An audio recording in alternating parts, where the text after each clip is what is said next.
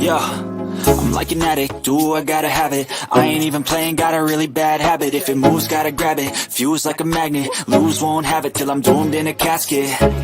I ain't playing, got a weird mind. If you work 8 hours, I'ma work 9. If the shit tastes sour, you should taste mine. I'ma stay in. Yes, here we are. We are back.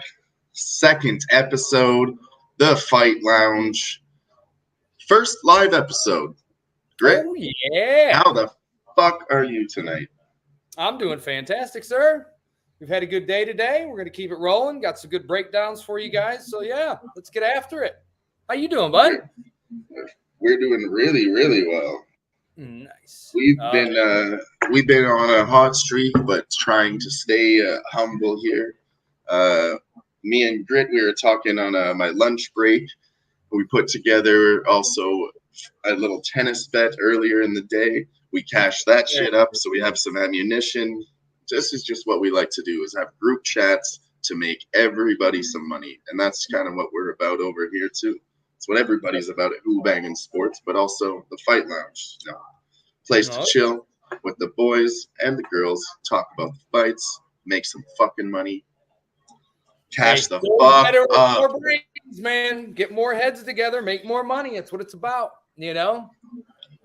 2 heads are indeed better than one. And you know what's awesome? We have like 9, so I think we're going to do well. There's a lot out there to pick from, my friend. You know, you got questions, you need answers. You just go through the list. That's what we're all about here. Through the list. That's it.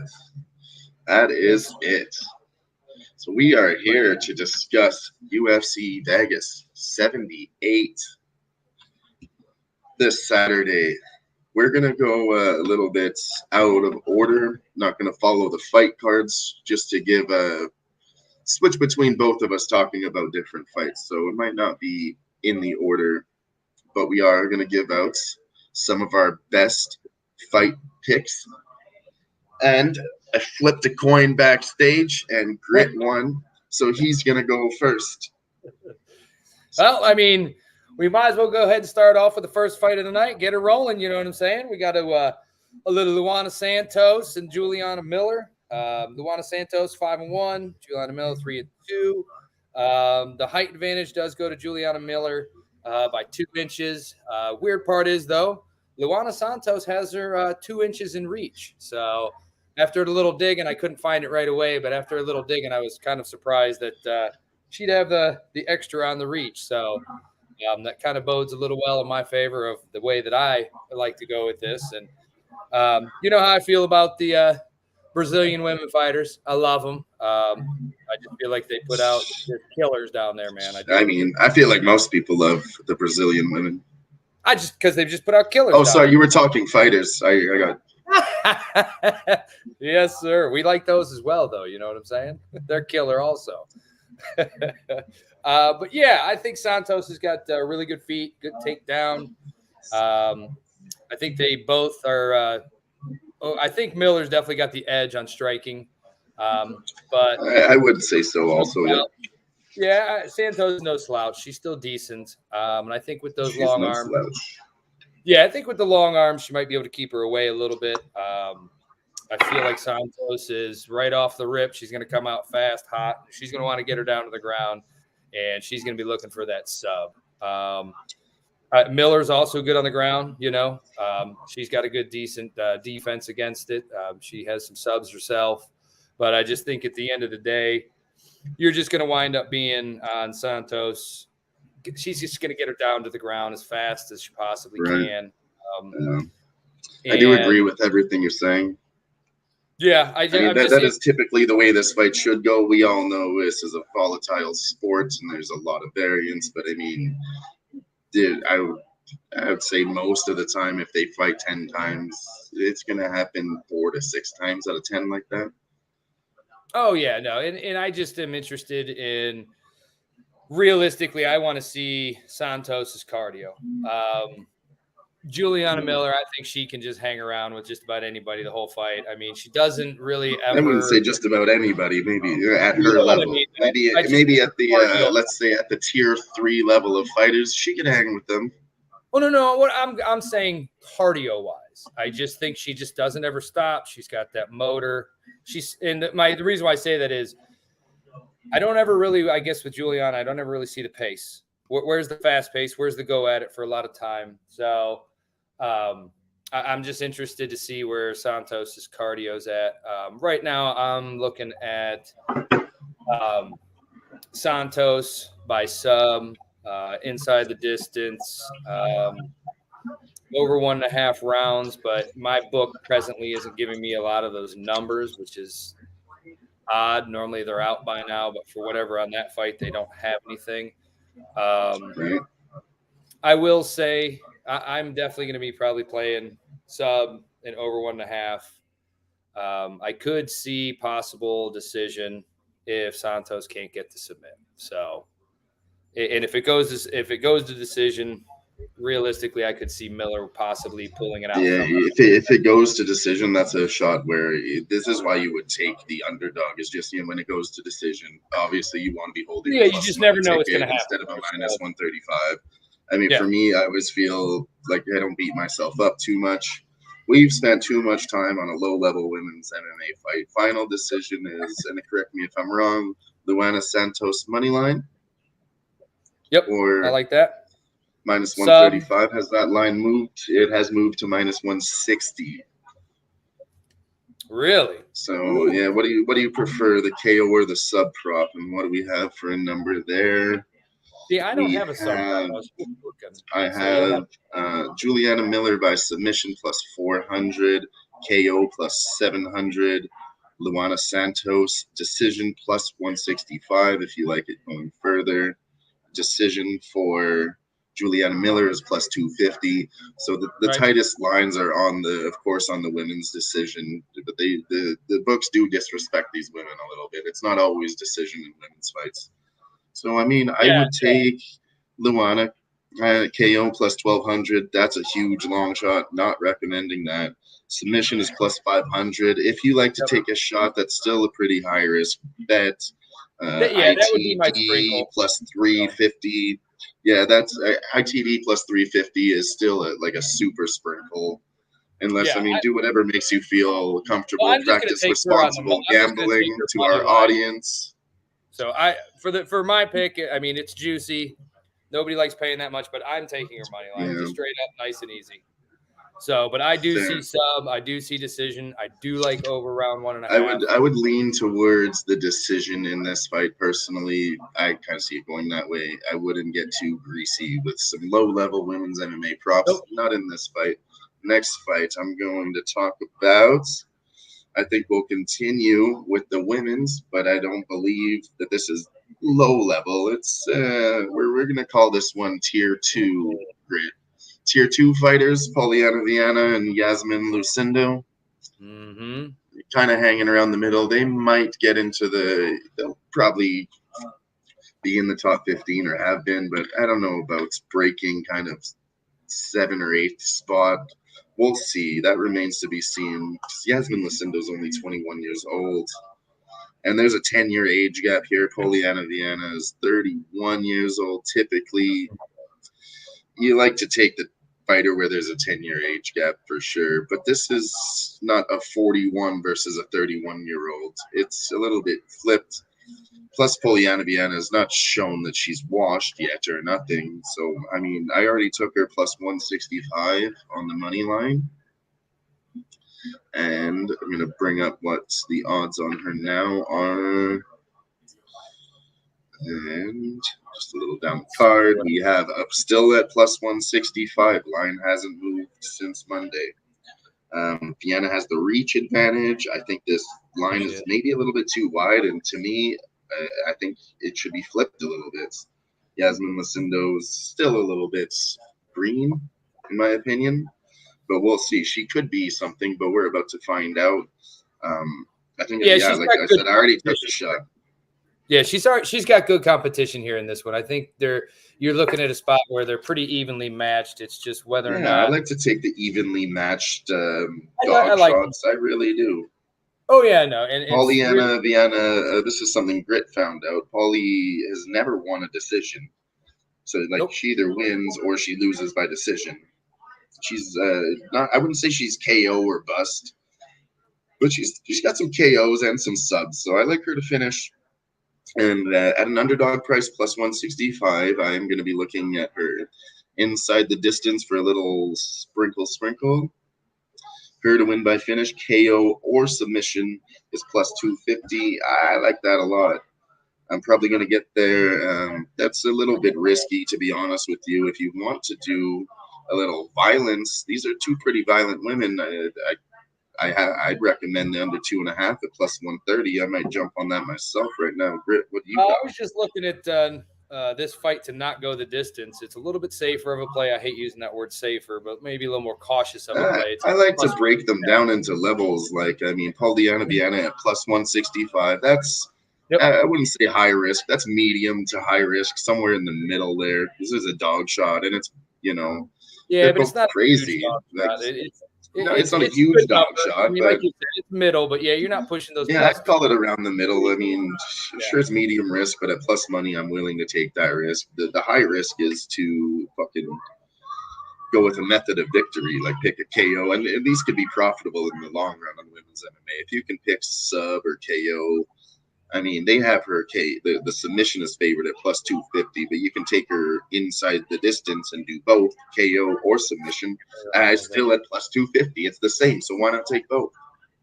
Yeah, see, the only thing I have right now, my books to offer me is at the moment, which is weird. These last two fights, normally by today they have every single number out there, but yeah, I'm going to do that too. Is Vienna ITD, it's plus 250. I like that a lot. I'm going to do that. I'm probably going to lock that in right now, to be completely honest with you. I'm willing to take a shot a little bit more. At that price, I'm fucking willing to take a shot on a women's underdog ITD prop. That's not bad. An increase of 85 points. Not much, but I'll take it, to be honest. And I couldn't go. You couldn't go wrong with taking a small something on, like you said, the under 2.5. I mean, no, I prefer to want the. I find for some reason, I'm not saying this is a thing long term at all. But recently I've noticed a lot of my plus 130s have been cashing in the UFC. I don't know why. I'm not saying that's a trend or nothing like that. It's been like 4 in a row for me. I can't remember what I had. Mick Parkins, Diego Lopez ITD. So it's kind of like a sweet spot where it's just a little bit over because it's probably going to happen. We have a couple comments, Grit. First live comment ever. Was going to ignore this one. Just kidding. It's Earl Sports Bets. Not sure which twin it is, but we love them both. Go watch their show. It's on every weekday. Earl Sports Bets. Every weekday. Most days, maybe not every day, but most days 10 to 11 a.m. And they do a killer job. Second, we have Gerardo Hernandez. What's up, guys? He says he's going to be on Yasmin Lucindo unanimous decision. Gerardo, is that a prop? Just unanimous decision? Like the split decision won't cash? Just by decision. Lucindo by decision plus 125. Got you. That's dope, dude. That's dope. Yeah, I honestly can't say I hate that ball. Shout out to you, Gerardo.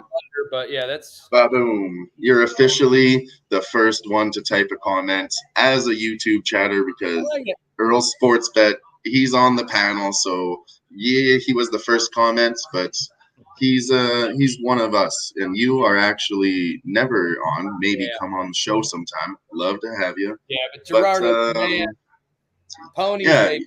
Loves his ponies. You in the chat all the time, cashing ponies for the boys.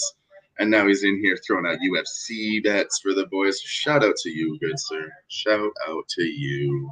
Yes, sir. I'm actually going to throw up the first ever little banner here, and it's for both of you and everybody else that might be in the chat. Hit that like button. Let's go. Yes, sir. Let's go. changing the Share banner. with your Didn't mean friends to as do well that, if you can. but Put I it out had to there. do it to do this.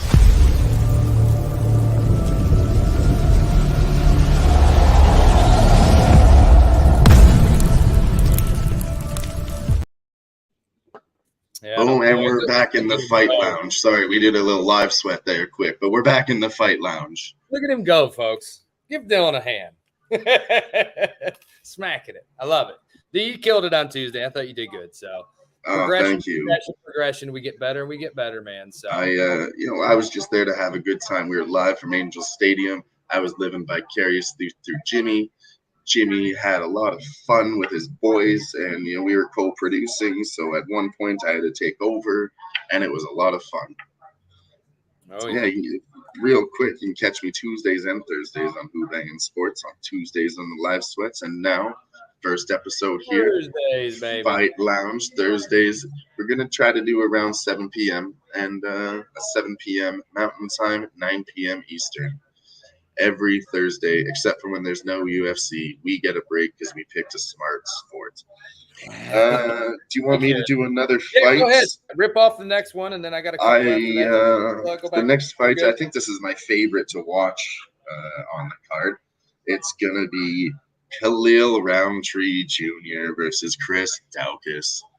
Yeah, Chris Daukaus plus 175, minus 225 on Khalil Roundtree. I mean, this could be a good prop for a dog shot, as a KO was probably Chris Daukaus' path to victory. I don't know that he knocks out Khalil Roundtree. Kind of stuck on this one. I don't really have a good idea. There's a lot of people on a Khalil Roundtree KO, but I mean, he's only that guy 50% of the times. It depends on who he shows up as. For me, like, he's just got a lot of shit that he just, I don't know, brings into the cage sometimes, and it changes how he fights.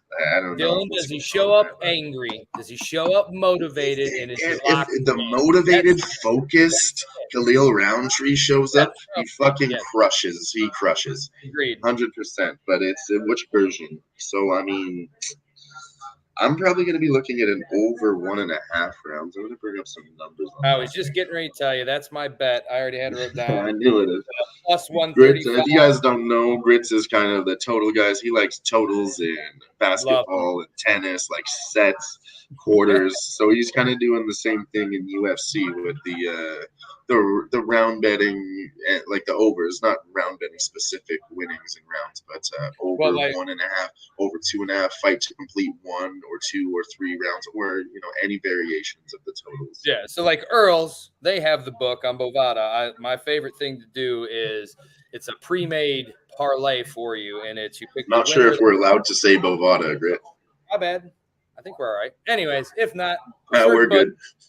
Gives me the option to take the fighter, money line, and what round I want it. So I can go either over 1.5, over 2.5, or vice versa, under 1.5, under 2.5, and it always gives me a fat number on that because it's a pre-made parlay. But I like to take those. Typically, those don't come out on my book until the day of the fight, but those are kind of some line movement here. Minus 225 on Khalil Roundtree. Now minus 175. So a little bit of money coming in on Chris Daukaus at plus 175. It's Chris Daukaus. Sorry, money came in on Chris Daukaus at plus 175. Now he's plus 140. What do you think about that? Yeah, I've seen a bunch of money coming in. I think everybody's in the same mind frame that we are. Which Khalil Roundtree shows up? Yeah, I mean, I had to take a dog shot, so I'm probably going to look over 1.5. Plus 150 could be a decent look. We'll discuss all the, I think, final decisions at the end, so we're not just slamming you with a bunch of bets, like bet everything. We'll go over what's really our favorites at the end of the show, I think. Yep. And then it's over 1.5 plus 150, and then you have method of victory. Everybody's on Khalil Roundtree KO at minus 165. I'd fucking take a shot and go the other way, and Chris Daukaus KO plus 350 for a little sprinkle dinkle do. A little something different. You never know, but yeah, like I said, it's a long. I'm not gonna say it's a long shot, but it's a shot in the dark. Yeah, because Roundtree Who ITD knows is what's minus gonna 150. happen?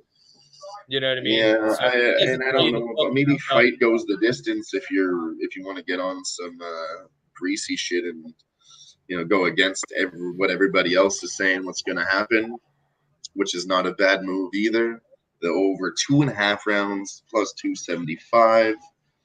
Again, not recommending all these bets, but plus 275 for the over 2.5 rounds. Fight goes the distance.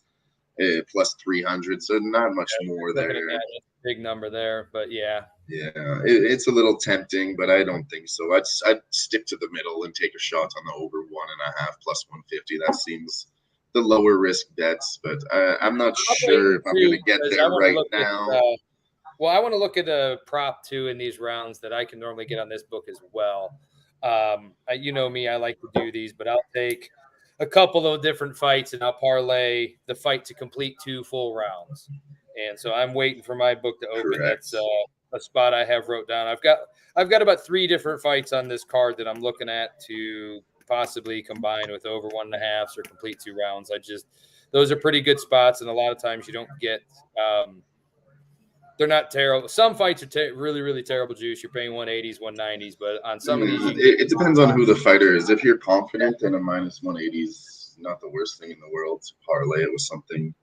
Nope. But I mean, you could probably find a way around it. If you're that confident in the spot, you should be able to pick, how it's going to happen. Yeah, no, I like Roundtree. I still like Roundtree to win. I do like Roundtree a lot, and I do like him to win. So that's why I'm a little conflicted.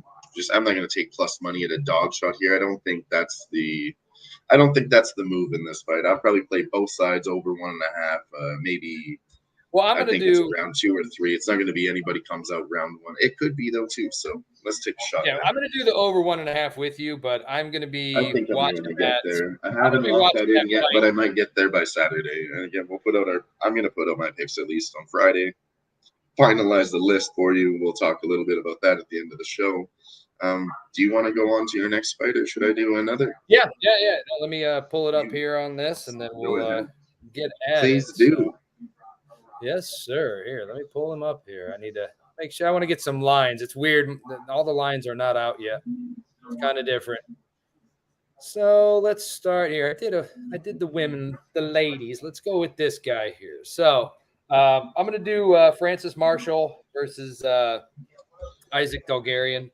Let's go. This is one of my favorite scraps of the night.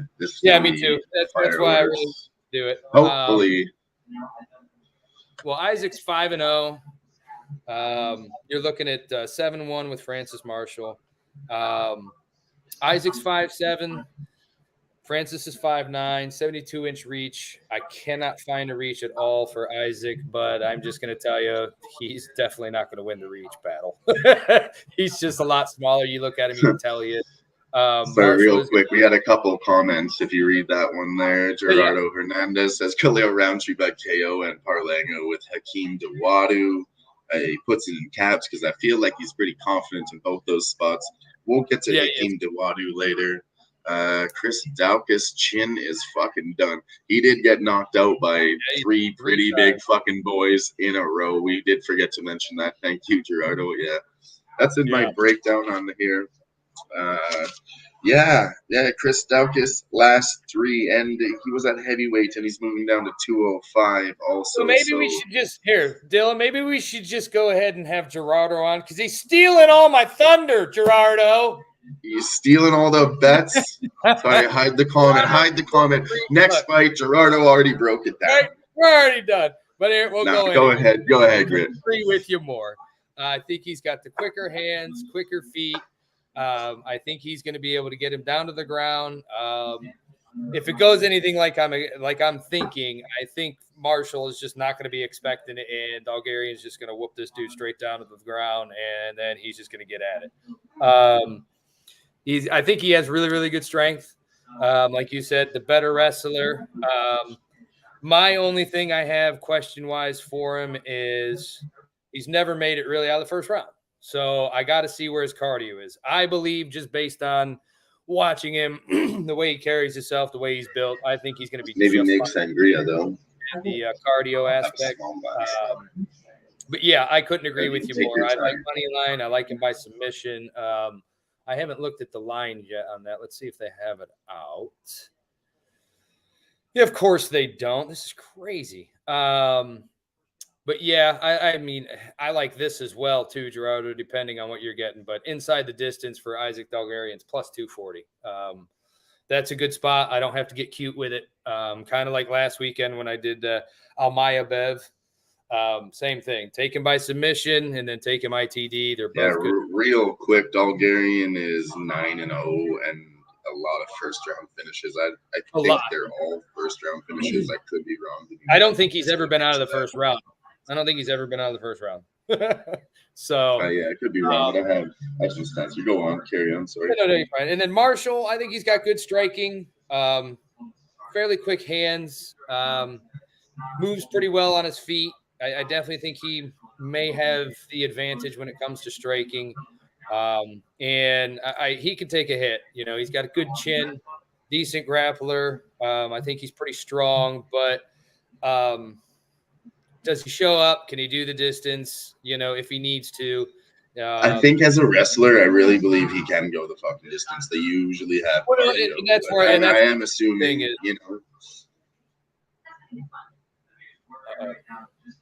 What happened? Wait. You're good now. We can hear you. You're back. Me? But yeah, yeah, you're fine.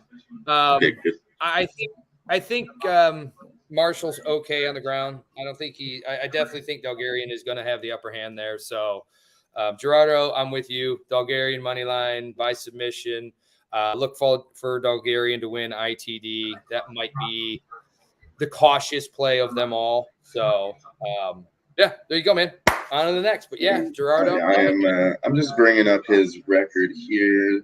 The Midwest Choppa, Isaac Dalgarian. This is actually Grit. This is your boy. If you guys didn't know, Grit is from the Midwest. So this is his boy right here, the Midwest Choppa. Yeah. He is from the same city. Factory X Muay Thai. That's not bad. Number 104 in the United States. Number 17 in the Midwest. And number 5 in Kansas and Missouri. That's pretty fucking crazy. Out of 46 fighters, he's number 5. That's crazy.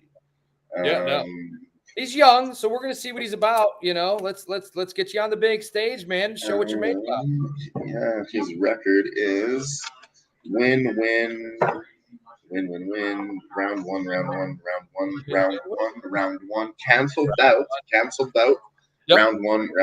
All round one. Round one. I told you. Yep. I thought so. Just had to, double check the info before we gave it out. You know me. Yes. I'm all about the due diligence. That's what we are out here for. So Gerardo likes Dalgarian. You like Dalgarian. I like Dalgarian. Let's make a group bet here. Let's fucking go. Yeah, I'm probably not gonna get cute with it. I'm just gonna do Dalgarian money line. I ain't playing no games. Oh yeah, no, that's a volatile. If anything, I'm probably gonna take the under 2.5 rounds too, because then I could play the middle and play both my bets. So I think I'm going to do that. Yeah, and if I'm not mistaken, maybe decision. you can look this up, Dylan, but I think he's got over a 75% finish rate. Isaac Dalgarian does have a 100% rate, and then by sub. I think it's 75% or 80% sub rate. Bring up those numbers too in 1 second. That's just what that guy does, man. You know, he gets you down to the. He's got some ground and pound, I do believe, but yeah, I think I'll have to look it up, his record for sure. But I'm pretty sure it's damn near 80% sub rate. Yeah, it is. Yeah. So I have it on my. I'm running 3 screens here, so just hold. Oh, you're okay. The phone. I find a better spot to look it up. We have a 76.92. We can call it 77, I believe. 77% finish rate between them both. The KO rate for Dalgarian is 60%. Sub rate is 40%. Thought it was higher than that. Francis He's got Marshall 8% finish.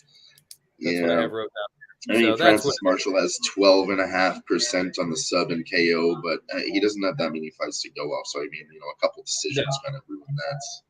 I don't know if Yeah, that number's really accurate. I have him out of his numbers. The way I did the math, he's at about 80, and then the other guy at 100. I guess they get a 77% average. I'm not going to argue with the math because I just followed my guy Knockout Bets at DFSKO MMA on Twitter. He puts out incredible stat sheets for every capper to use. And he does a very good job at it, too. He actually put it out on Monday. He was right back in the lab putting that shit out Monday for everybody to cap with all week. So shout out to him. Yes, sir. No, he's good. His information That is fantastic. at DFSKOMMA. Go give him a follow on Twitter. Yeah, he's very, very good. I like it. I like all his information. It helps me a lot, especially like there you go, that 80% finish rate. That's where I got it. So it's a really nice way to break down the fights. Mm-hmm. Yep. So, all right, where we headed? I don't like to use them for every fight, but I do like to use them as reference. And some of the other fights that we're going to get into. Actually, let's jump into one that uses those numbers as we gave him a shout out. Let's do that. Let's go with Marcus McGee versus JP Buys. I mean, for me, JP Buys is auto fade, 100%. Just fade JP Buys. Marcus is getting the push from the UFC. This is what I believe. I believe he's getting the push from the UFC. He's in a pretty nice spot as he came in on short notice against Journey Newson in his last fight. Showed up, carried on the event for the UFC. Most of the time, these short notice fights, they show up. You get a contract into the UFC, but you get your ass whooped because they said, thanks for filling in for us. We needed somebody, but here's a good fight for you in your next one.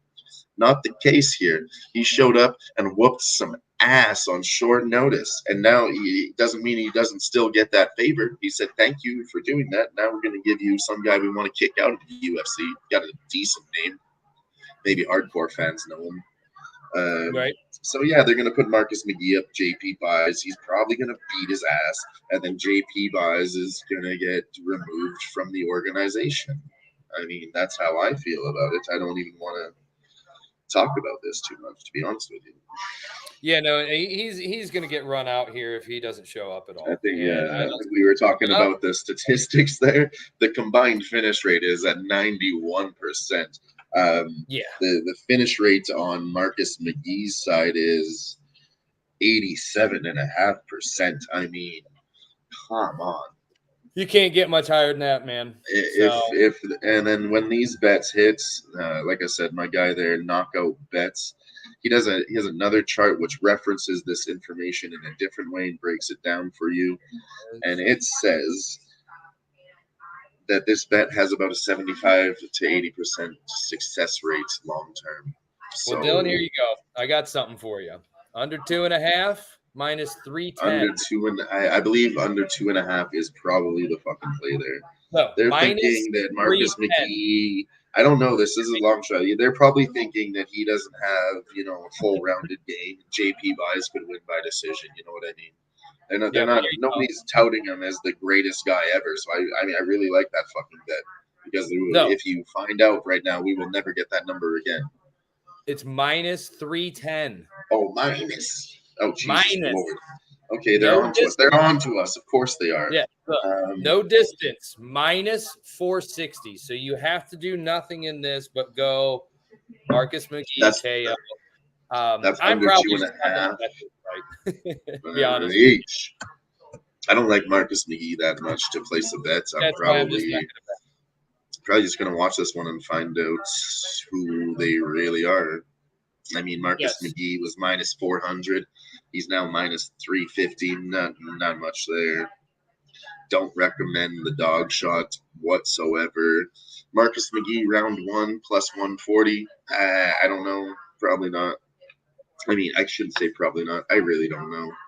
Round betting is hard. I like round betting, but only if I have an incredible lean. So I don't really see anything that pops out at me round betting wise on this card, looking through it, I don't know. I don't see it. Yeah, Nothing, like I said, I'm just kind of nothing that I love. Maybe something we'll talk about later is my only spots. Maybe a couple we'll get to next. But yeah, I like round betting, but I don't feel confident in any side or any finishes in that fight. So, next fight or what? Yeah. You want to take one? Yeah, that's fine. I got another one here. So we're going to go back to our ladies. Go back to the ladies. Let's Surprise, go. surprise. I love my ladies, my friend. We're Ain't going to nothing wrong go with to that. the Jacqueline Amarim fight and the Monastrat Ruiz. Jacqueline Formerly, sorry for people who don't know, might be confused. It was formerly Montserrat Canejo. I don't know what happened. I can look into it. Canejo. She got married or something. I'm assuming. I don't know, but her name is different now. Now it's Montserrat. Yeah, when Ruiz. I was looking up her fights, I had to put in the Canejo, even though it's Ruiz. For anybody, lots of different books use different names when these fighters do this. Everybody has their own opinions when they create a sports book. So it's Montserrat Canejo or Montserrat Ruiz. Go ahead, Gary. Yeah, no, it's listed under both when you go and you do a little studying. Yeah. But Amarim's 6-1, Ruiz is 10-2. The Amarin, she's the bigger fighter. She's 5'3", got a bigger reach. I think Monastrat, she's 5 foot, 61-inch reach. Amarim, she's good striker, good on her feet, really good on the ground. I think she's. I would say she's decent striking. I mean, for her level, what she's fighting against, I guess her striking could be considered good. But moving up in competition, her striking is fucking terrible. To be honest with you, she can hang right now in the striking, but she can't get up there. She's not well rounded enough to get to the top. That's all I'm saying. No. I think Ruiz is probably the better, the striker of the two, but I just think Amarim's going to be able to. She's just going to be able to just push on her, get her to the ground. That's going to be her whole deal. She does have the 7-inch reach advantage. Jacqueline Amarim does.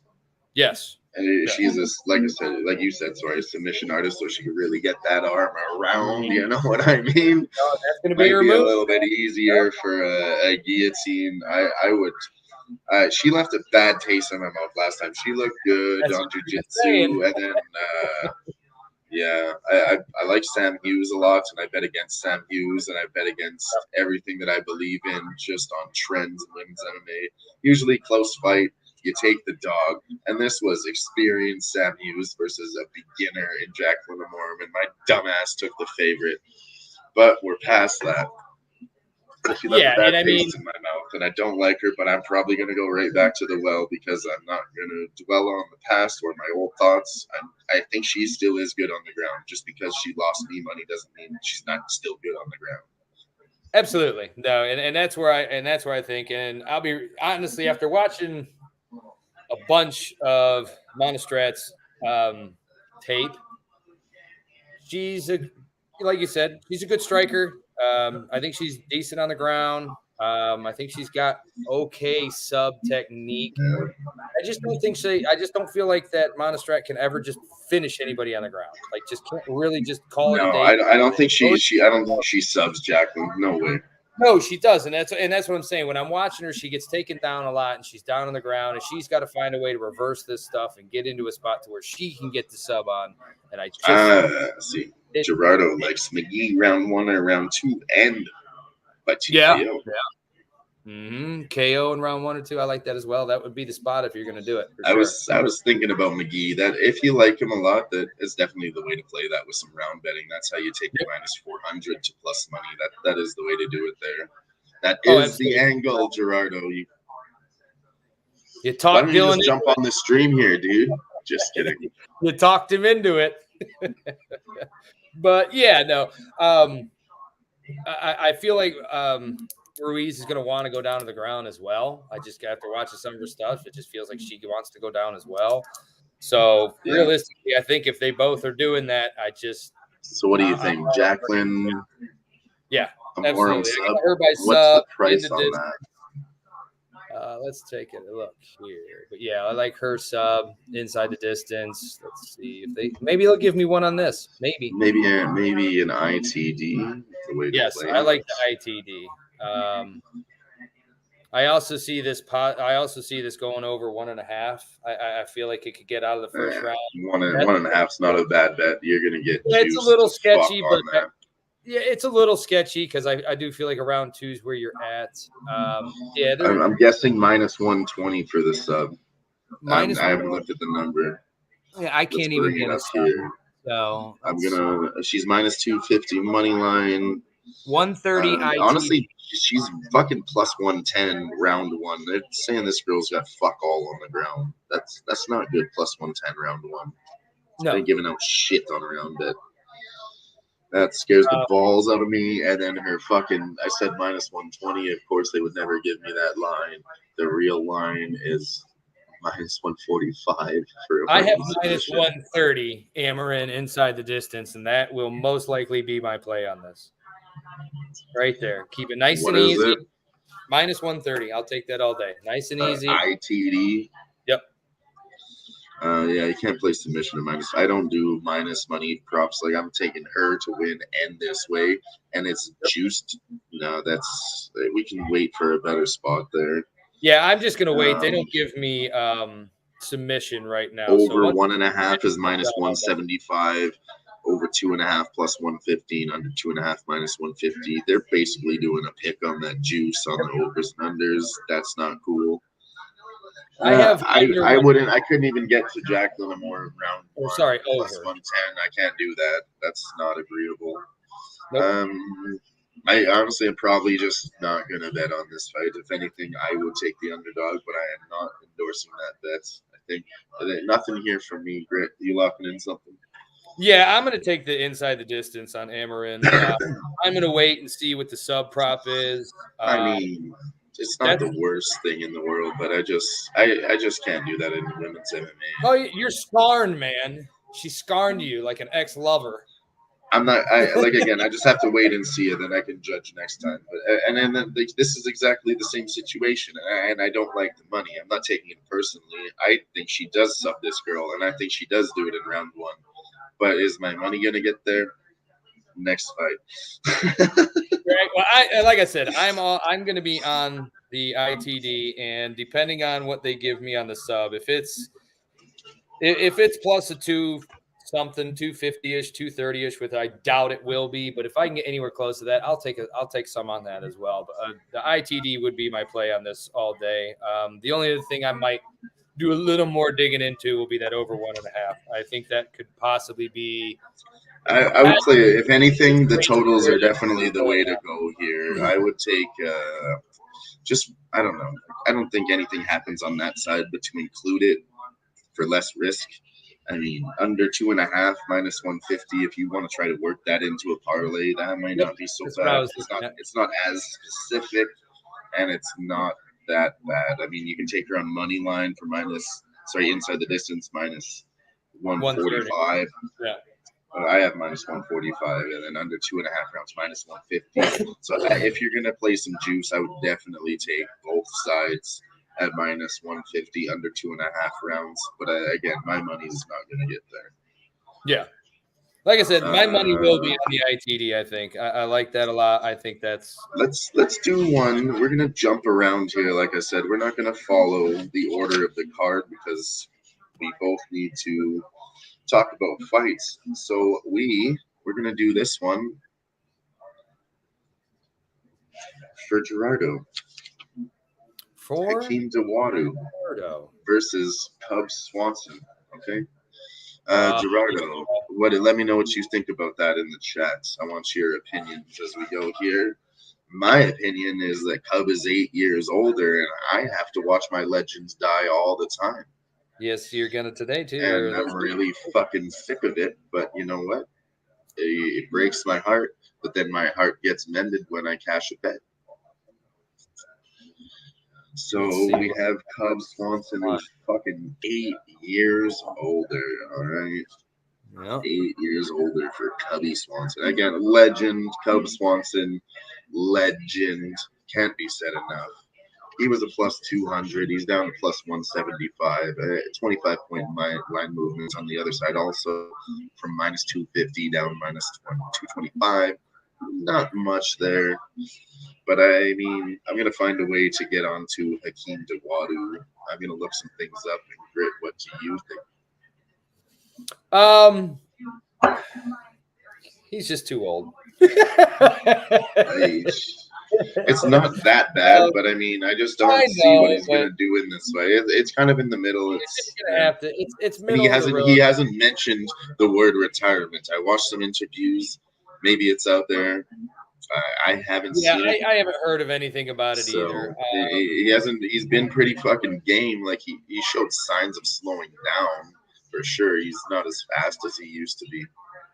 Gerardo says, I mean, really, all I had on this Swanson farewell fight. Once he loses, he will retire. My most confident parlay piece is Hakeem Dawadu. I'm pretty with you there, brother. I mean, yeah. I know you're a fight fan, Gerardo. You love Cub Swanson. Maybe you don't. Maybe he's not your favorite, but you have to respect him as a legend. But that doesn't mean your money has to get there. No, you can give anybody in the world the most respect you ever want to give them, but that just doesn't. Sorry, it's a 7-year age gap. Hakeem Dawadu, 32. Cub Swanson, 39. I had different stats from a different site. Those things get screwy, as everybody knows. I had 8 years written down. This is on my sports book. It says 7 years. So, yeah. Hakeem Dawadu, also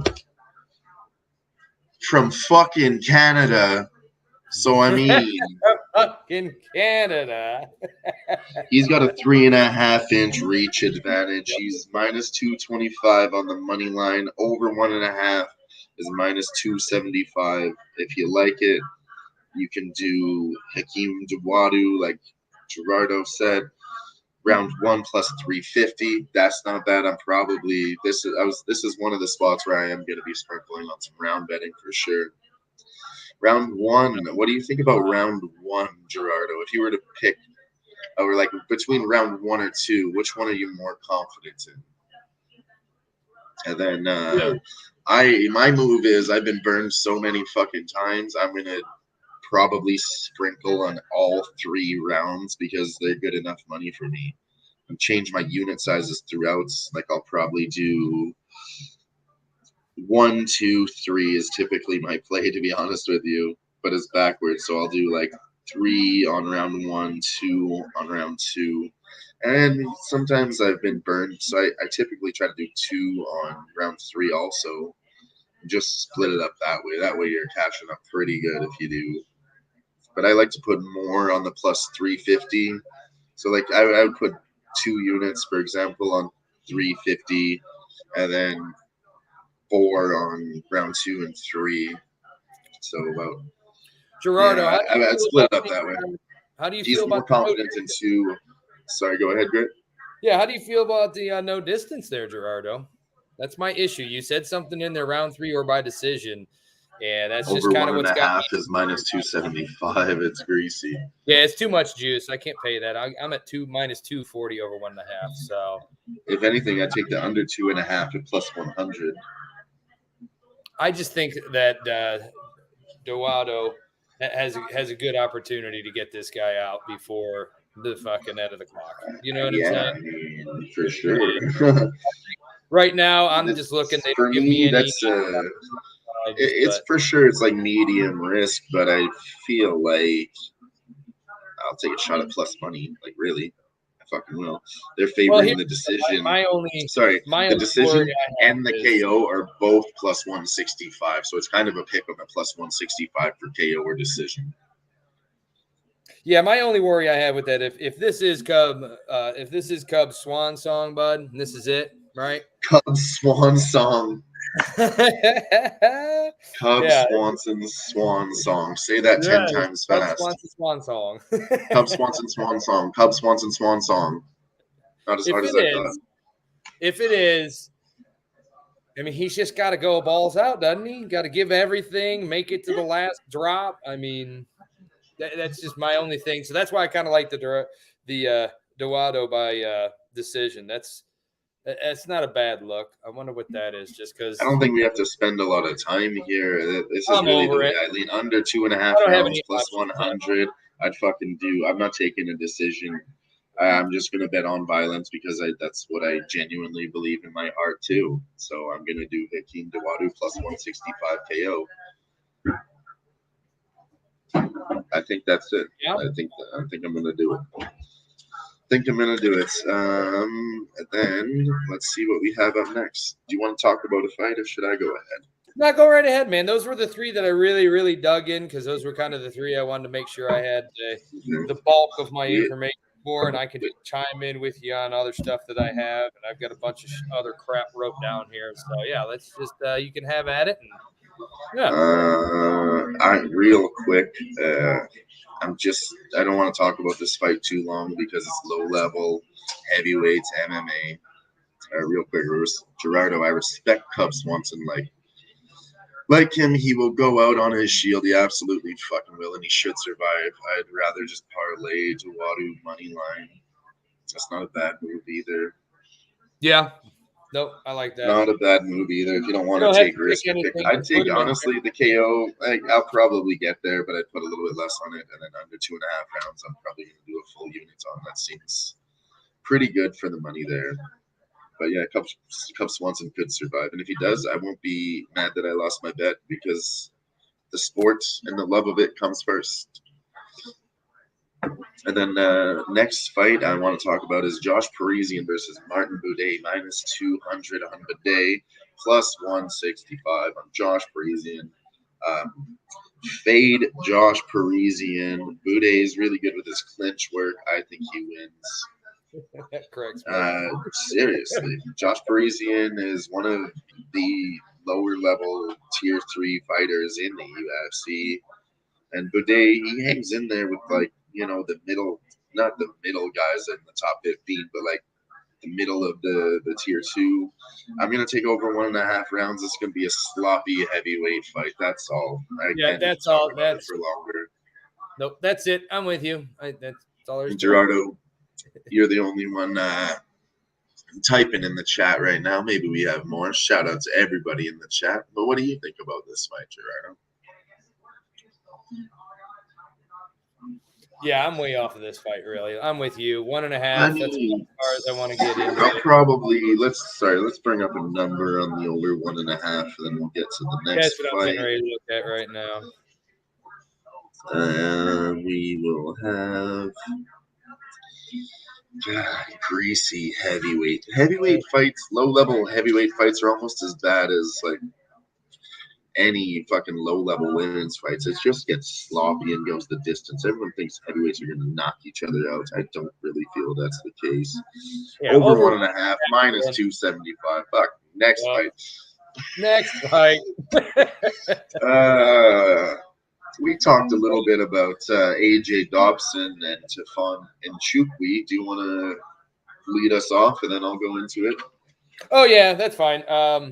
Really, we were talking about an over 1.5 there.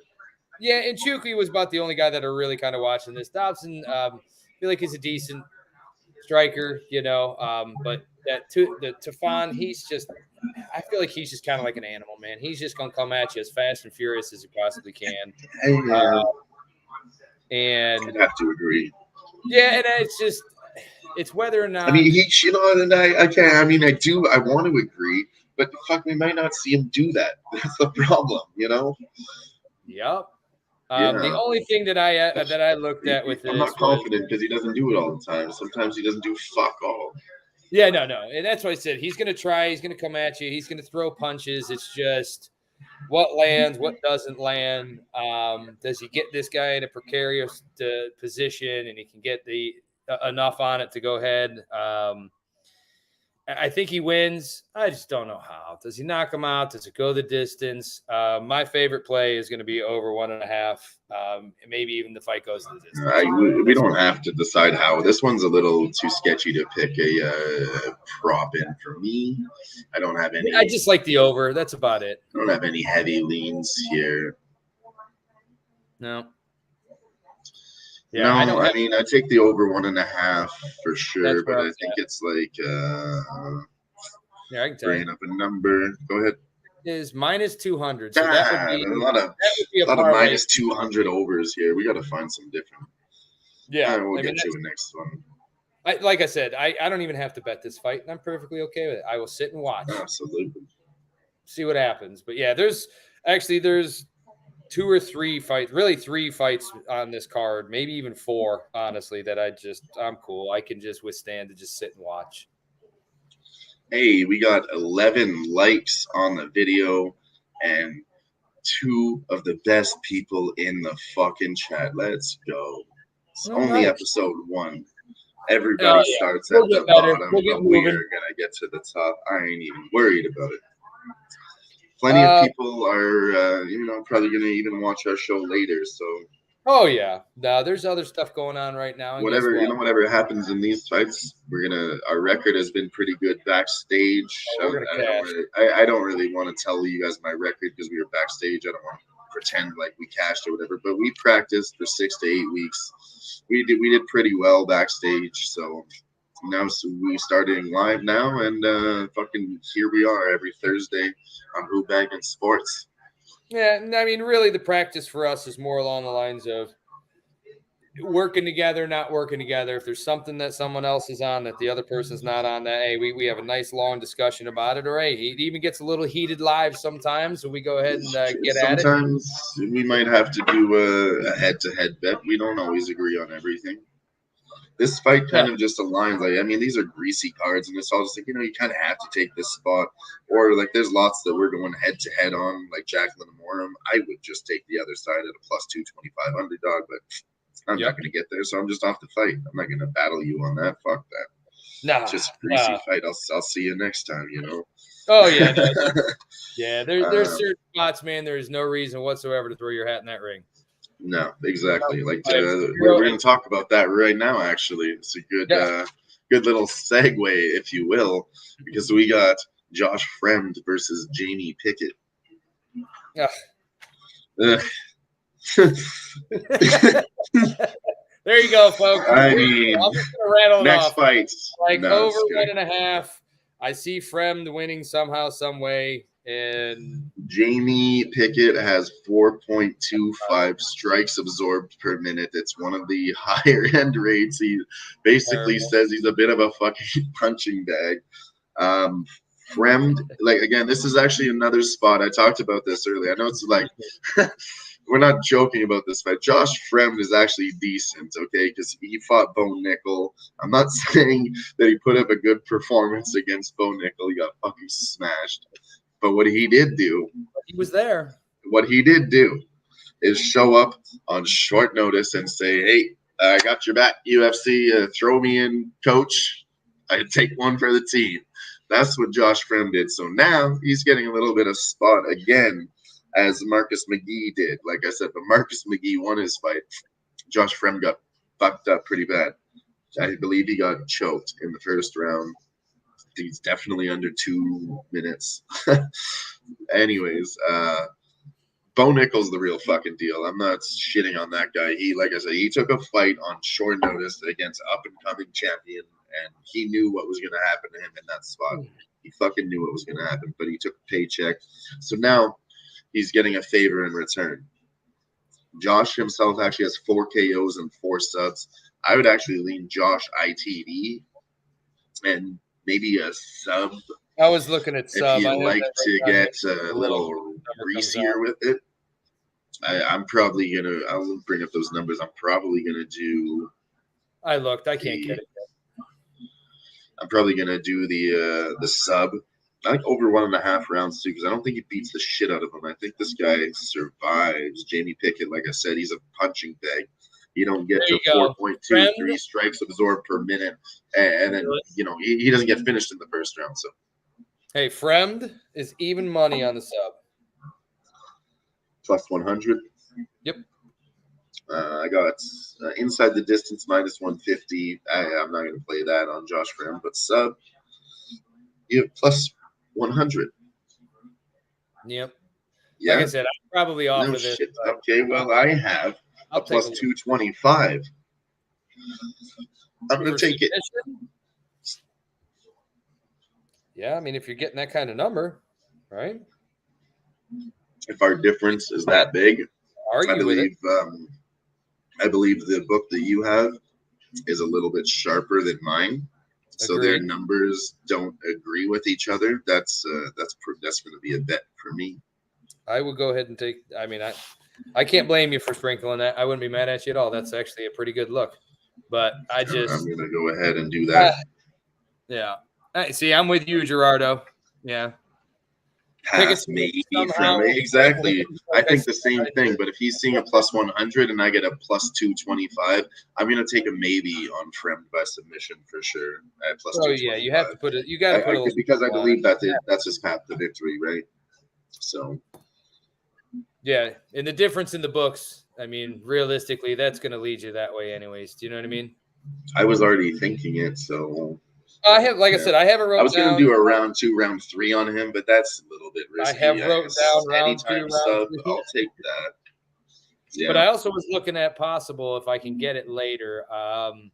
Gerardo, maybe your book offers this, but I would look later and see what this thing's giving you to complete 2 rounds. That's probably going to be around. There you go. That's a nice little total. What do you have on fight completes 1 round? I don't have any of that. That's the problem. So once those come out, so they make the decisions for you, and it's this or that. They don't let you pick between. No. The problem is they're not out yet. Yeah, that's grease. Yeah, I have half. Right. Like I literally going through here. I have 1, 2, 3, 4, 5, 6, 7. I got 7 different fights that don't even have a quarter. Yeah, I mean some books put out their props late. We'll see here. If you go to right now, if you want, let's just skip to the main event. Sorry, we have a couple late additions to the card that I wanted to talk about. Oh, no, you're fine. I'm just saying if I skip to the main card, sorry. It gives me every option available. That's all I'm saying. We don't have to go over. I'm just saying, give me everything right now. So that's what I'm saying is they just haven't come out yet. It'll probably be by tomorrow night. And like I said, there's just different options in here that maybe I should put some things out there, like I said, because I do like a lot of these fighters to win in like over the round total. So here, I'll just give you an example of it since they're giving it to me right now of what it looks like. Let's see. Okay, Rafael Dos Anjos to win, right? In over 2.5 rounds is plus 125. So that's a position that I'm saying that I just like the way that they give me that built in automatically. I don't have, you know what I mean? I mean, he's another guy where I have him older, right? But also I do believe that a fucking 37 or 38-year-old Brazilian is not the same as a 37 or 38-year-old North American. I just don't. I believe they have more heart and they have more determination. Yeah, so on the other side, you got Vincent Luque and over 2.5 rounds at plus 215. But those Vicente Luque. Vicente Luque. Luque. What? Luque? Luque. Luque. You know I have a problem with these things, man. Sorry, real quick. That's fine. We're all going to learn how to. There's a lot of different fighters from around the world, and you can actually become well-versed in international language just by learning how these names correspond. Like Gerardo, he says, great show. He's heading out. Good luck with everybody's bets. Thanks, Gerardo. Appreciate you. Gerardo, if you're still in the chat, I have a question. Is your name pronounced with an H or a G? Gerardo or Gerardo? Gerardo. I believe it's Gerardo, and I'm saying it wrong. Correct me if I'm wrong. And then we have a new addition, Damone Blackshear versus Jose Johnson. I was going to say I haven't really looked. I'm bringing this up live right now. We have 13-5-1 for Damone Blackshear, Jose Johnson, a 15-7. 135. This is a bantamweight match. Reach advantage, similar age, similar. I'm trying to find it. Damone Blackshear has more strikes landed per minutes. I mean, I'm probably not going to get to Damone Blackshear at minus 280, to be honest with you. Takedown defense is good. I don't know. I'd have to look into this fight, to be honest with you. No, this will be a fight. I don't know a lot about Jose Johnson yet. Yeah, I don't even have it wrote down here, so that shows you how. Yeah, I didn't even. I knew it was coming, but they don't have props or no numbers for us. So if I like something again, I'll post it on my Twitter pre-fight Friday or early morning Saturday before the fight starts. I'll give you guys at least 6 hours notice, but I'll try to give more, 12 to 18 hours. And then you can think about it while I put out the numbers for you, and then go back and watch the show and do all that kind of stuff and make your final thoughts.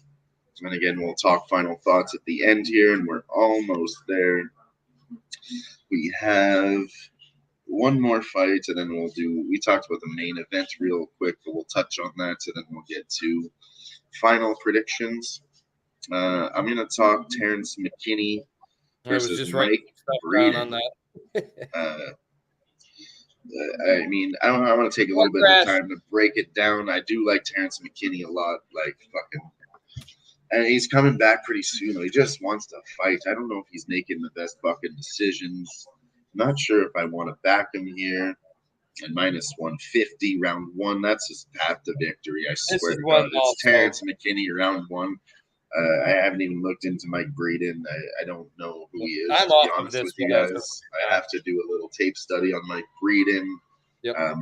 Early leans though, I don't like him at all. He's 6 years older, which is at the lower end of the scale. But then competition wise, I mean, I don't know who he's fought at all. No, that's what I said. McKinney is fought a way better strength of competition. So I'm gonna try to bring up some stats here. We'll do a quick 5-minute live cap here. How about that for everybody watching? We'll go bring up Mike Breeden's record right now.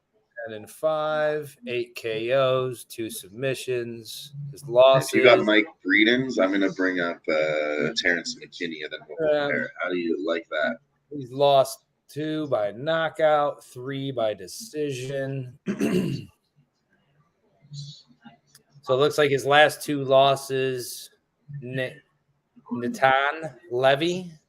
Nailed it. Decision. Alexander Hernandez. Natan Levy is a decision machine, by the way. That's no shame. Yeah, he lost to that guy. Survived against him too. Yeah, he lost, but he survived a decision, and that guy will finish you if he finds an opportunity. But clearly, he was able to survive. I mean, Natan Levy, he's kind of a grinder too, so I don't know if that really says. Hey, I want to give a quick shout out to a couple fighters. You got a few top featherweights right now. Max Holloway coming up later, minus 700. Love that guy. Love that guy. They're giving him a shout out on Tapology for being a top featherweight.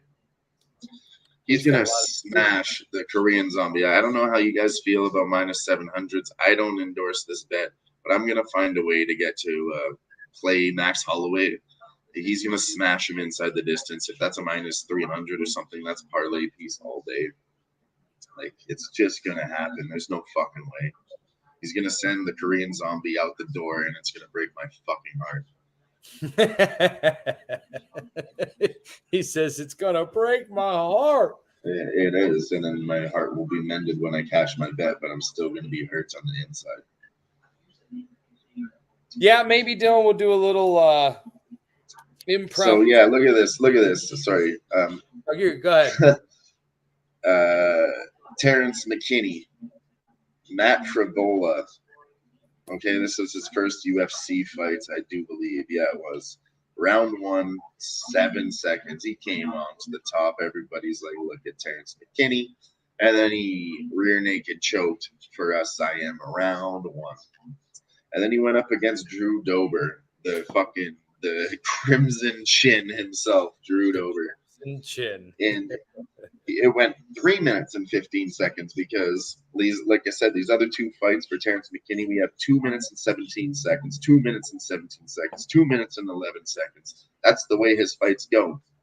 Drew Dober took that beating for 2 minutes, and then he finished him in the third minute. That's how this guy fights. And then he came back to fight Ismail Bonfim, and he was like, let me be a little bit more patient here in round one. Save my energy. He didn't come out like crazy. He saved his energy. Right.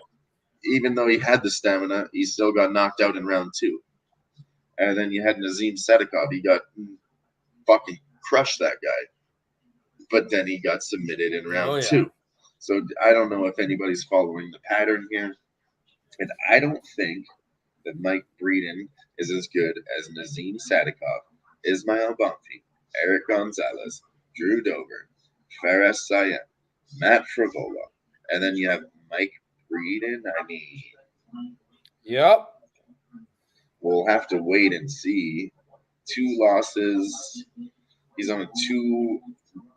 Sorry, his current streak is 2 losses. He's on a 2-fight losing streak. He's 10-5 as a pro record. He's got some LFA fights. Like you said, he lost his debut with an overhand right round 1 to Alexander Hernandez, who's a fucking boss.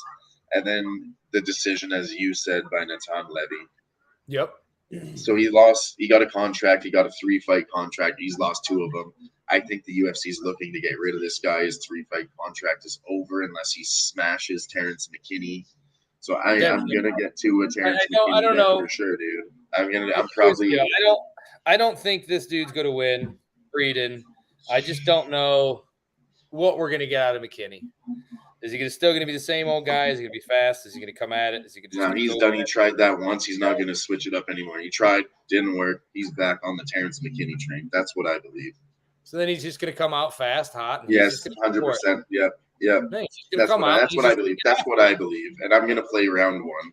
I got a bachelor party to go to on Saturday, so I'm gonna be making some fucking good bets, trying to cash some fucking shit up for my boy. And I will put those bets on Twitter come Friday or Saturday. But yeah, I'm looking to make some big money on a couple bets so I can go out and bachelor party with the fucking boys from high school. You know what I mean? Absolutely. Yes. So yeah, let's get to the main event. If you had something else you wanted to talk about, no, go ahead. I'm in total agreement with you. I just feel like if McKinney's going to do it, it's going to be fast, furious, and he's just going to come out. I am changing my mind. That's it. I agree with you. He's just going to come for it, man. Yep. Okay, we have the main event.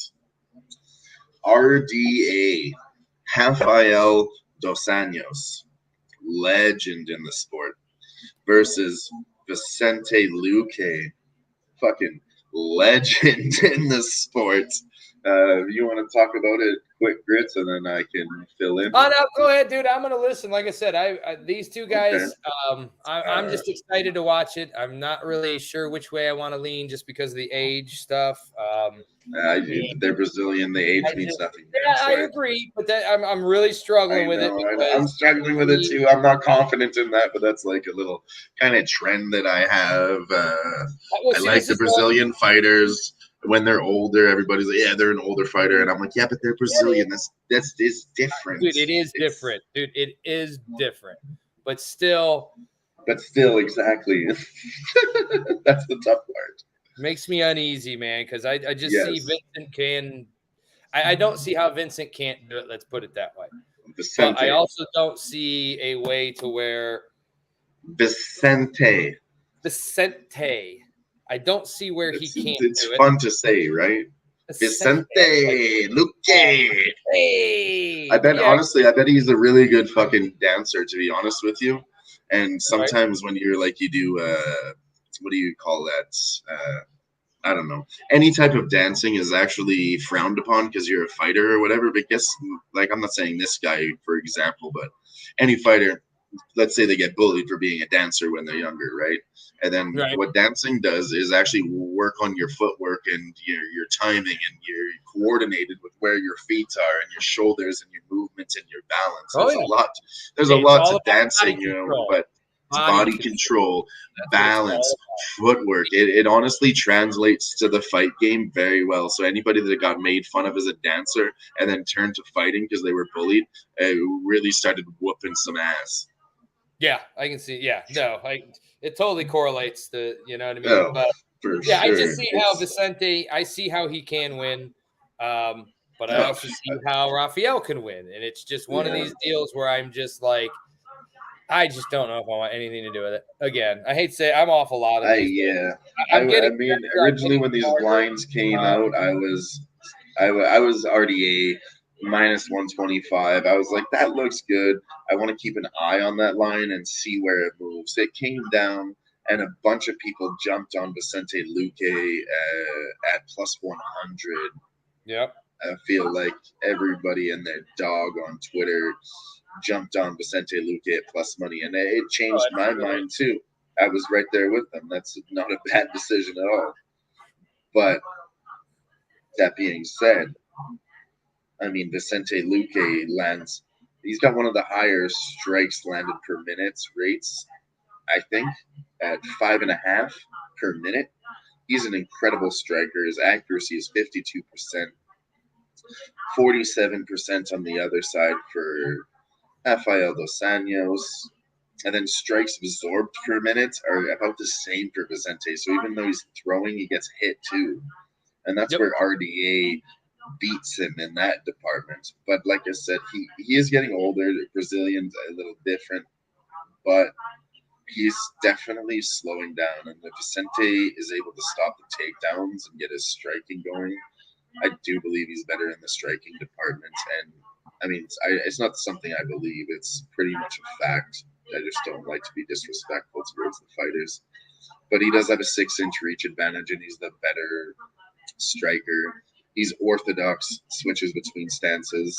And then Rafael dos Anjos, though, if he gets inside over that reach advantage, which he's a very capable of, he's a good tactician. If he takes this guy down and keeps him down, he's going to win a decision, I believe. And when somebody has the reach advantage, they're always credited to win the fight. I don't know the numbers. Let's say, for example, 75% of the time. But then when the fighter who is at the reach disadvantage, when he's able to overcome it and get inside and get the takedowns and shit, that success rate is at about 85%. So this is a really fuck me type situation. I love it. I mean, do you take an old dog as the favorite, or do you take the grappler, or do you take the younger know where I'm striker? at on that scenario. You know exactly where I'm at on that scenario. I'm always if it's a 5-round fight, I'm probably gonna try to look at under 4.5 rounds. I don't hate that. I'm gonna bring up some numbers here. And anything else you think about that fight? No, like I said, again, you know where I'm at. I tend to swing to the age, the cardio, you know what I mean. But again, I mean, I swing there by I hear it. We're not going in the. It applies, but it doesn't apply. Under 4.5 rounds minus 150. Yeah, that's. Yeesh. There's not much. I mean, I ain't taking that juice. If it goes the distance, it's because Rafael dos Anjos is not dead yet. And if it doesn't, it's because he is. That's really the breakdown there. You kind of have to make a decision for yourself. Is Rafael dos Anjos washed? I haven't really seen him be terrible. Sure, he's slowed down a little bit, but he's also got a mind to know that he is not the same guy that he used to be. So he changed his game plan to. Oh yeah, he's gonna have to be cautious. He's very cerebral. I mean, he's not gonna want to stand and bang. I mean, he will for a bit, as they all. He shouldn't fucking stand and bang with Vicente Luque. I swear to God, that's a terrible idea. No. That's what I'm saying. He's not stupid. No, he's not gonna want to do that. And like I said, he's going to shoot for takedowns. Vicente Luque actually has a 61% takedown defense. It's 2% higher than RDA, but RDA gets into takedown battles. So, I mean, 59% is not bad for a guy that gets into takedown fights. and then at 61%, You know what I might? it might be inflated because of the last fight with Bilal Muhammad, Vicente Luque had. He got taken down a lot for sure, but Bilal Muhammad switched it up with striking and takedowns. So there's a lot of defended takedowns too. I don't believe that it is 60%. I think that number got inflated since his last fight. So let me ask you this. I don't do these ever. Maybe look at Vicente most significant strikes. Yeah, some kind of fantasy pick like that. I want to get into those different. It's only types minus of playing styles, 115. but I have to. Just I look have to at open up a different book for that. I don't have fantasy type. Canada is very different. They don't offer me the same type of shit as you guys get in the USA because it's a little bit more regulated by laws. Right. In USA, it's do whatever you want, make your own decisions. They take your money on these offshore books like crazy. And if you don't know what you're doing, they have an advantage over you pretty bad. But in Canada, there's rules against that type of stuff. Right. But yeah, other than that, man. And my numbers are lower because of it. I don't get these nice numbers that you guys let. My numbers are all juiced to fuck. But yeah, I think we're pretty good so far. I do have a couple of that I'm going to look at tomorrow. I was going to say maybe we do a little, I don't know, 15, 20-minute rundown. Just do a small recording for people or something, maybe Saturday morning and just put it out. We can do a best bet picks recorded video for sure. I'm down. Yeah, that's what I'm saying. Maybe on Saturday we do you want to run through it quick, or do you want to give that out later? Let's make a live decision. I mean, we can give it out now, but there's just a couple of fights I haven't looked into, and I'll be honest, I don't even know if I'm going to look into them at this point. Well, why don't you do whatever you feel comfortable with? Throw out. We can give out stuff now, like I said. I mean, you already go ahead with your favorite spots. Amarim inside the distance. I just like that. I know you don't, but no, I do. But she left a bad taste in my mouth, so I'm going to wait and see. But I do like it. Santos money line. Sub, either one of those. I don't have a sub number for you. Her money line's minus 150. I can bring up Luana Santos sub if you'd like. That is probably one of my most favorite players. I think I did a plus 225, didn't I? Is that what I said? I don't know. I'm gonna write Luana Santos sub. Yep. Plus 500, baby. Woo! There you go. That's a sprinkle dinkle, dude. That's my sprinkle of the day. And then if you want to if they're actually favoring the underdog to get a submission at plus 400, and then Luana Santos plus 500. Yeah, no, I'm just gonna do her. Might be a good way. Like I have written down that the fight ends by sub, and I'd like to take a double chance. If you like in Canada, I don't have fight ends by submission, but if you do, I do recommend that. And then for me, I'm gonna have to, if I want to, take Juliana Miller by submission and 2 bets Luana Santos by submission at plus 400, plus 500. That's if I wanted to do that. That's the way I would have to play it. But if you get a better number on fight ends by sub, double chance, that could be better than fight doesn't go the distance. Fight doesn't go the distance at women's MMA is plus 150. That might be a little sprinkle there for me. Yeah. Like I said, I can't get behind Jacqueline Amorim, and I want to take the underdog lines too wide, whatever. I might take fight doesn't go the distance plus 150. I like that as well. I could get there. Well, that's why I have Amory ITD. Oh, sorry, that's Juliana Miller and Luana Santos. I like that. Oh, yeah. Sorry. No distance. Let's look at an under on that fight. I think it's the under 2.5 was minus 150. I might get there on a parlay. Yeah, absolutely. I like a lot of those. Yeah, for some parlay pieces. Under 1.5 is plus 130. Under 2.5 is minus 150. I would go the other way and take the juice and give yourself an extra 5 minutes for that fight to finish. Because I like if she doesn't fuck her up in the first round, she could get tired and end up getting finished later. So I would take an under 2.5. And then my other one is Bulgarian money line, and that's one of mine. Is that too? Francis Marshall Bulgarian under 2.5. Fight doesn't go the distance. That's probably one of my favorite picks. Yep. Yeah, I'll probably be Bulgarian money line, and then as soon as they give me the option for the sub, It's a I may close look fight. at I'd that. take the dog. Yeah, I also like Bulgarian inside the distance at plus 240, but let's say my main bet. I wouldn't get cute with that. I'd take him in his UFC debut at plus 150. I really would. Yeah, that's what I said. I'm going to sprinkle the sub because it's going to be a nice big number, but my main Sorry, regular just play is correction. money. Sorry to cut you off, Grit. You're That was okay. the Oh early no, line was plus 150. I believe he's plus 120 now. yeah, I've got a 135, so I'll be actually. I already locked it in at plus 150. That line is coming down to a pick'em, and Yep. as we predicted earlier in the week.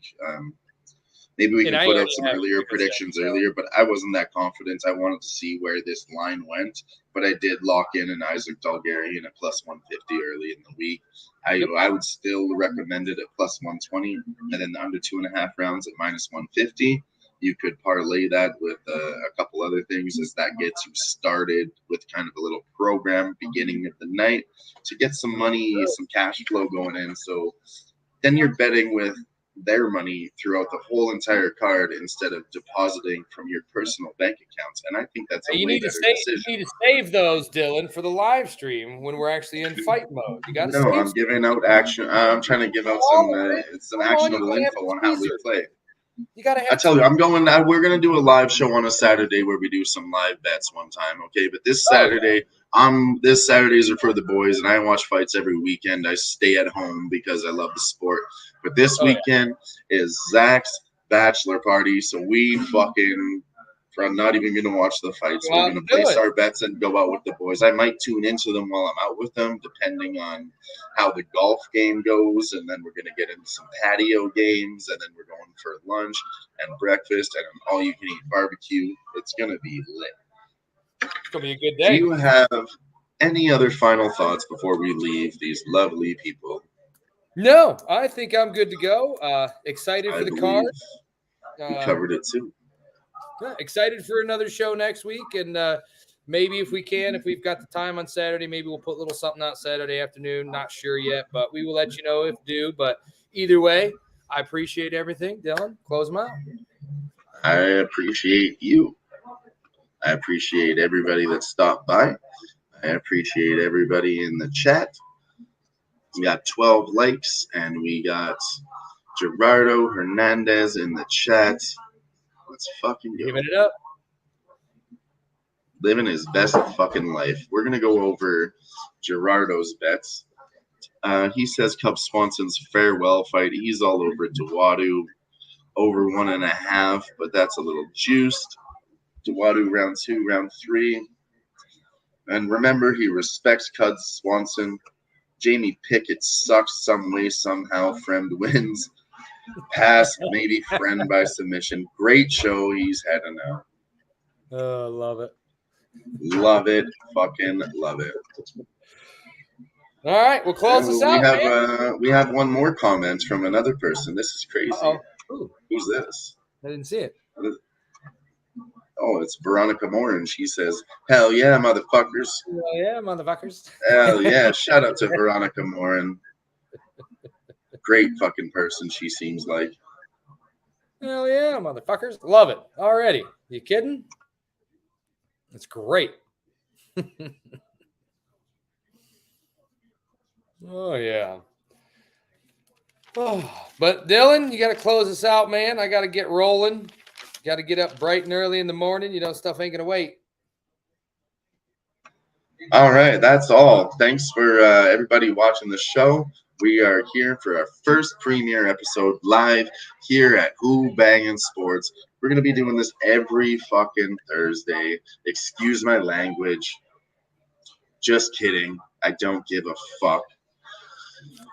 Best bets. We're going to do maybe a little best bet pick show Friday, a little recording posted on Twitter. And then other than that, my fight picks will be posted in a nice little graphic, easy to read for you on sometime dinner time Friday, early morning Saturday, somewhere around there.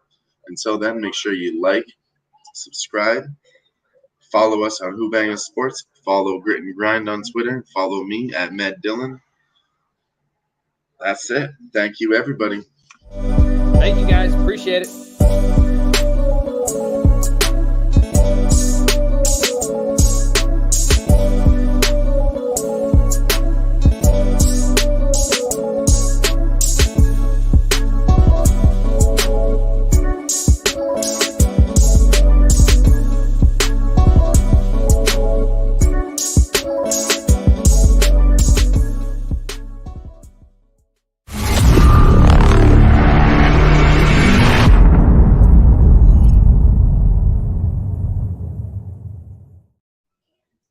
Yeah. Woo! And we're still live, Grit. What up, baby? Let's Peace go. out, everybody. Love y'all. First show was a fucking blast. Can't wait to do it again next fucking Thursday. 7 p.m. Mountain Time, 9 p.m. Eastern. Peace.